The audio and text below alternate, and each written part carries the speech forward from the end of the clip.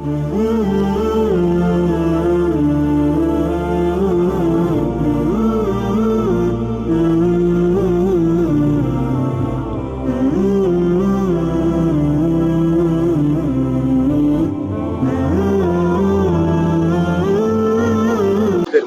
ঐতিহাসিক উহুদের ময়দান আমি গাড়িতে আলোচনা করেছি। উহুদের ময়দানে যে ৭০ জন সাহাবী ইন্তেকাল করেছিলেন, শহীদ হয়েছিলেন, এটা হচ্ছে শহীদদের কবর।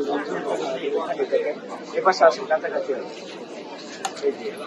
এখানে যে তিনটা কবর আছে, একটা বাউন্ডারি দেখেন, এখানে এটা বাউন্ডারির ভিতরে আবার তিনটা বাউন্ডারি, একটা হচ্ছে হামজা রাদিয়াল্লাহু তাআলার কবর, একটা হচ্ছে হানজালার কবর, আর ওই পাশে একটা বাউন্ডারি আছে কবর, দেখছেন, এটা হলো বন কবর। বাকি শহীদদের কবর ওখানে, আর ওখানে দুইজনের কবর। হ্যাঁ, রাসূলুল্লাহ সাল্লাল্লাহু আলাইহি ওয়াসাল্লামের নেতৃত্বে যখন এখানে কাফেররা যখন ৩,০০০ বাহিনী আবু সুফিয়ানের নেতৃত্বে তারা মদিনা আক্রমণ করার জন্য যখন আসে, তখন মক্কা থেকে মদিনা থেকে রাসূলুল্লাহ সাল্লাল্লাহু আলাইহি ওয়াসাল্লামের নেতৃত্বে ১,০০০ বাহিনী এই উহুদের ময়দানে তাদেরকে প্রতিহত করে। রাসূলুল্লাহ সাল্লাল্লাহু আলাইহি ওয়াসাল্লাম এই যে সামনের পাহাড়টি দেখতে পাচ্ছেন,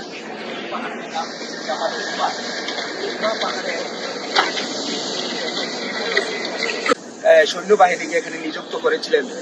তারা ছিল বাহিনী, যাদেরকে বলে নবীজি বললেন যে তোমরা যুদ্ধে জয় হোক আর পরাজয় হোক, তোমরা এই গিরিপথ ছেড়ে যাবা না। মুসলমানদের যুদ্ধ শেষ, মুসলমানরা তখন গনিমতের মাল, ওই প্রান্ত থেকে মুসলমানরা গনিমতের মাল সংগ্রহ করতে লাগলো। কাফেরদের রেখে যাওয়া যে সম্পদ, এটাকে গনিমতের মাল বলা হয়। তখন এখানে যে ৫০ জন তীরন্দাজ বাহিনী, তারা নবীজি সেই নির্দেশ ভুলে যায়। আব্দুল্লাহ ইবনে জুবাইর, যিনি ছিলেন তীরন্দাজ বাহিনীর নেতা, তিনি বাধা দিয়েছিলেন যে নবীজি তোমাদেরকে নিষেধ করেছেন, তোমরা এই স্থান ত্যাগ করো না নবীজি নির্দেশ না আসা পর্যন্ত।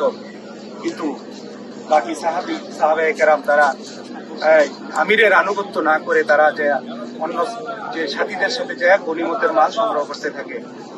এই ফাঁকে দূর থেকে কাফেরদের যে সেনাপ্রধান ছিলেন খালিদ বিন ওয়ালিদ রাদিয়াল্লাহু তাআলা আনহু, তিনি দেখলেন যে এই গিরিপথে আর কোনো তীরন্দাজ বাহিনী নেই। তিনি একদল চাক্ষুষ সৈন্যবাহিনীকে খোলা তরবারি সহ মুসলমানদের উপরে ঝাঁপিয়ে পড়ে এবং ওই প্রান্তে রাসূল সাল্লাল্লাহু আলাইহি সাল্লামের উপরেও তারা আক্রমণ করে বসে। রাসূল সাল্লাল্লাহু আলাইহি সাল্লামকে সাহাবায়ে কেরাম ঢাল হিসেবে চারপাশ দিয়ে ঘেরাও করে রাখে। তারপরেও নবীজি সাল্লাল্লাহু আলাইহি সাল্লামের পাথরের আঘাতে নবীজির দাঁত মুবারক শহীদ হয় এই ময়দান, এবং একে একে হযরত হামজা সহ ৭০ জন সাহাবায়ে কেরাম এই ময়দানে তাদের জীবন বিসর্জন দিয়ে দেন। প্রিয় ভাই বোনেরা, যুদ্ধ শেষ, ৭০ জন সাহাবায়ে কেরাম মারা যায়। নবীজি সাল্লাল্লাহু আলাইহি সাল্লাম বললেন, তোমরা সকল শহীদদের লাশগুলোকে একসাথে করো, এক জায়গায় আনো। সবাই লাশ সংগ্রহ করতে থাকে। লাশ সংগ্রহ করতে করতে দেখে যে দুজনের লাশ খুঁজে পাওয়া যাচ্ছে না। নবীজি হতাশ হয়ে গেলেন। নবীজি সবাইকে বললেন, তোমরা চারপাশে খুঁজো। দুজনের লাশ, হযরত আমির হামজা রাদিয়াল্লাহু তাআলা আনহু এবং হযরত হানজালার লাশ কোথাও খুঁজে পায় না।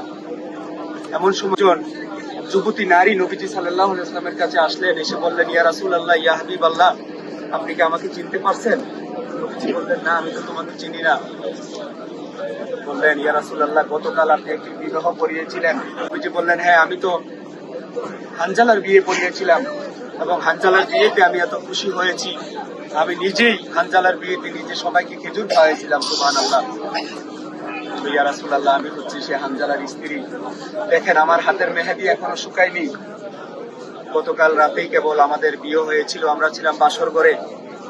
এমন সময় যুদ্ধের ডাক এসেছে।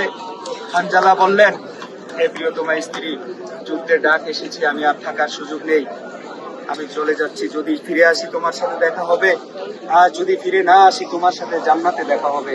এই কথা বলে আমার কপালে একটি চুমু এঁকে আমার স্বামী হানজালা বেরিয়ে আসে আমার ঘর থেকে।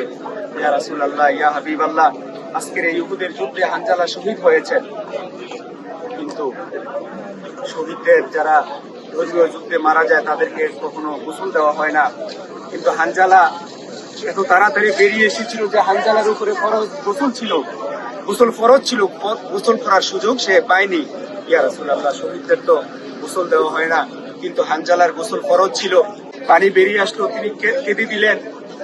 এমন সময় দেখলেন যে হযরত জিবরাইল আলাইহিস সালামের নেতৃত্বে আকাশ থেকে তার বাহিনী দুজনের লাশ নিয়ে আসছে জমিনে, সুবহানাল্লাহ। একজন হচ্ছে হযরত আমির হামজা রাদিয়াল্লাহু তাআলা আনহু এবং হযরত হানজালা। দুজনের কোরবানি আল্লাহ এত খুশি হয়েছিলেন যে আল্লাহ রাব্বুল আলামিন তাদেরকে চতুর্থ আসমানে নিয়ে আল্লাহ রাব্বুল আলামিনের স্পেশাল পানি দিয়ে এবং তাদেরকে স্পেশাল মেশ কাম্বর দিয়ে কাফন করে আল্লাহ রাব্বুল আলামিন তাদেরকে দুনিয়াতে আবার এই উহুদের ময়দানে পাঠিয়ে দিয়েছিলেন। ফেরেশতারা চতুর্থ আসমানে নিয়ে তাদেরকে গোসল দিয়েছিলেন এবং কাফন করিয়েছিলেন। সাহাবায়ে কেরাম দেখতে পেলেন যে তাদের মাথা থেকে এখনো পানি ঝরছে, সুবহানাল্লাহ। ভাই বোনেরা, এটাই সেই উহুদের ময়দান, অনেক কষ্টের ময়দান। এখানে আসলে মুসলমানরা সেই কষ্টের দিনগুলো স্মরণ করে।